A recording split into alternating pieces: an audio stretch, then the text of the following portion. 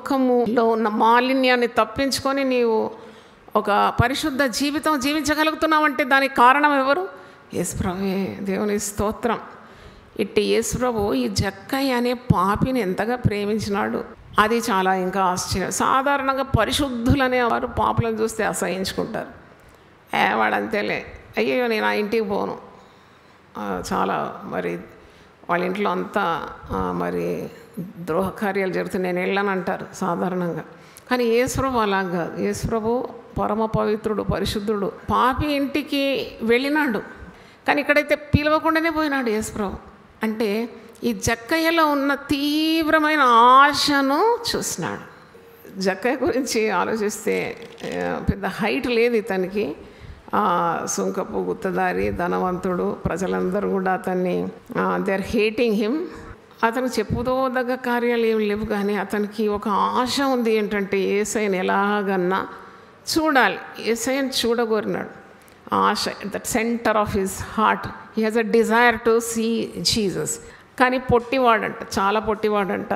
మరి అంత పెద్ద జనసమూహంలో ఒక పొట్టివాడు పోతే స్టాంపేడ్కి గురవుతాడు, తొక్కిసలాటకు మరి కింద పడి అందరు తొక్కేసుకుంటారు కదా, అంత జనసమూహంలో ఉండాలి. కానీ పొట్టివానికి పుట్టడి బుద్ధులు ఉంటాయి చూడండి. ఏం బుద్ధి అంటే ఈ జనసమూహానికంటే ముందే పరిగెత్తిపోయి ఒక మేడి చెట్టు ఎక్కి ఆ మేడి చెట్టు ఆకుల నుండి మరి యేసుప్రభువును చూడగోరుతున్నాడు. ఇక్కడ యేసుప్రభుని చూడాలని ఆశ ఎవరుకున్నది? జక్కయ్య. కానీ జక్కయ్య ఇలాంటి పొట్టివాడు, ఒక సుంకపు గుత్తదారి, ఒక పాపి, నన్ను వెతుకుతున్నాడు, నన్ను చూడాలని ఆశపడుతున్నాడు అనే తీవ్రమైన కోరిక గలవాన్ని ఎవరు మరి వెతుకుతున్నారు, చూస్తున్నాడంట. యేసుప్రభు ఏం చేసినాడట? పైకి కన్నులెత్తి చూసినాడంటే. అంటే జక్కయ్యకు ప్రభుని చూడాలని ఆశ ఉంది. ఆ ఆశ ప్రభు దాన్ని గౌరవించినాడు, మానించినాడు. యేసయ్య ఒక్కసారి వీరికి చూసినాడు. త్వరగా దిగు జక్కయ్య అనగానే నాకు అనిపిస్తుంది పొట్టి వారి గుండె గుబేలు అన్నది ఏంటంటే, నా పేరెట్ట తెలుసు యేసు ప్రభువుకు?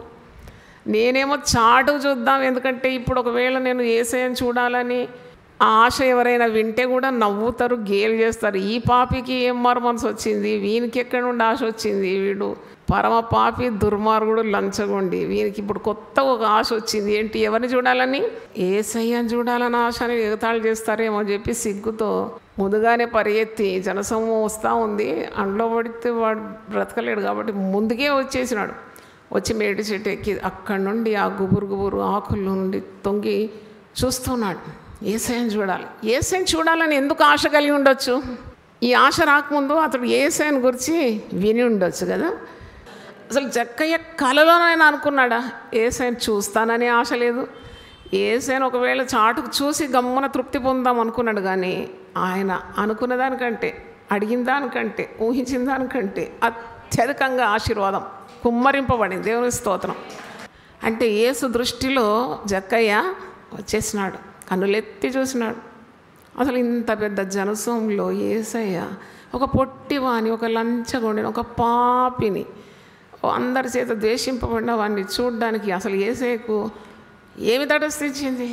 మనుషులు తృణీకరించిన వాటిని ప్రభు దృష్టి ఉంచుతాడు. దేవుని స్తోత్రం. అంటే యేసు ప్రభు ఒక దృష్టి అతని మీద పడేది. దానికి తోడు జక్కయ్య అని నోరు తెరిచి పిలిచినాడు. దానికి తోడు అంటున్నాడు, దిగిరా, నేను నీ ఇంటికి వచ్చేస్తాను అంటున్నాడు. దేవుని స్తోత్రం. అంటే ఎంత గొప్ప ప్రభు మనకున్నాడు. అతడు త్వరగా దిగి సంతోషంతో ఆయనను చేర్చుకొని, ఇప్పుడు ఎక్కడ లేని సంతోషం వచ్చింది పొట్టి జక్కయ్య కదా. ఈ క్రిస్మస్ దినాల్లో యేసు ప్రభుని ఇంకా నీవు చేర్చుకోకుంటే నీ హృదయంలో it's a waste of time, waste of celebration.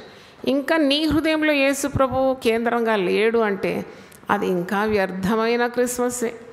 Christmas అంటే మరి ఏంటి, అది తినడం తాగడమా, లేక ధరించడమా, లేక సున్నాలు కొట్టుకోవడమా, లేకుంటే స్టార్ తగిలియమా, లేకుంటే బల్బ్స్ పెట్టుకోవడమా? కాదు. ఆయన ఈ లోకానికి వెలుగుగా వచ్చినాడని సంగతి మర్చిపోకూడదు. He is enlightens your heart, he lives in your heart.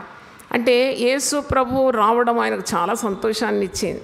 ఏంటి, పవిత్రుడు, పరిశుద్ధుడు యేసు ప్రభు ఎందుకు వెళ్తున్నాడు ఈ పాపి ఇంటికి? ఎందుకు వెళ్తున్నాడు? పాపులను రక్షించడానికే వచ్చినాడు ఈ లోకంలో. నశించిన దాన్ని వెతికి రక్షించడానికి క్రీస్తు యేసు ఈ లోకానికి వచ్చినాడు.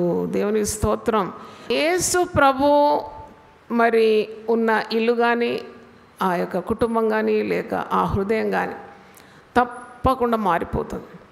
జక్కయ్య యేసు వైపు ఎందుకు ఆకర్షింపబడ్డాడు అని నేను ఆలోచిస్తే, జక్కయ్యకు నాకు అనిపిస్తుంది డబ్బులు లెక్కబెట్టి మందిని ముంచి మోసగించి విసుకొచ్చేసింది అన్నమాట. ఈ లోకాన్ని ఎంత ప్రేమిస్తామో అంత వెగటు. జక్కయ్య జీవితము పాప జీవితం.